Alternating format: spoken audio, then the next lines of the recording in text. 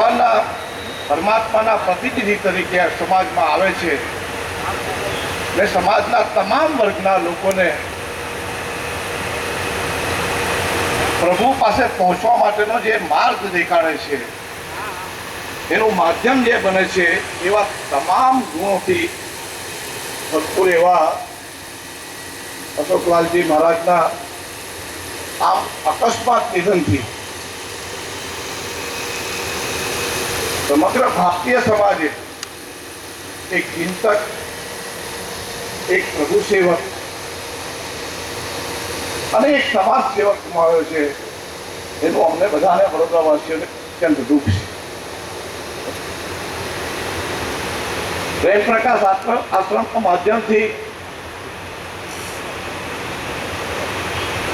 સમગ્ર સંતકવર કોલોનીનું વાયુમંડળ અને સમગ્ર શહેરનું વાયુમંડળ જે પ્રકારે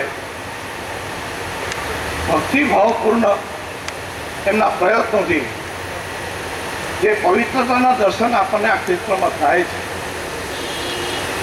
એની પાછળ નિર્ભેળ સત્ય એવો પ્રેમ જ પ્રભુ પ્રત્યેની ઊંચી આસ્થા આપણને શીખાય છે. અને આ જીવ એવા હતા કે એમના માટે ઊંચ નીચના કોઈ ભેદ ન હતો. કોઈ તવાંગર હોય તેને પ્રેમ વધારે કરવો,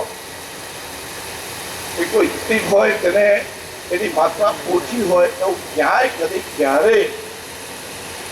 જ્યારે એમની પાસે બેઠા હોય ત્યારે આપણને અનુભવ મળતો હતો. સર્વ જીવ પ્રત્યે તેઓ સમાન ભાવથી જોતા અને સર્વેને પ્રેમ આપતા. ઘણા બધા સેવા પ્રકલ્પો પ્રેમ પ્રકાશ આશ્રમના માધ્યમથી એમને શરૂ કરેલા અને અમને બધાને એ માર્ગે ચાલવા માટે થઈને અમને પ્રોત્સાહિત કરતા હતા. હજુ એમના માધ્યમથી સમગ્ર વિસ્તારની ગરીબ જનતા માટે શિક્ષણ ક્ષેત્ર ચલાવવું, ડિસ્પેન્સરીઓ ઊભી કરી, ગૌશાળા બનાવી, આ માટેના ભરપૂર પ્રયત્નો આદરવામાં આવેલા. અને તેમાં આમ અચાનક વચ્ચેથી એમનું ચાલ્યા જેવું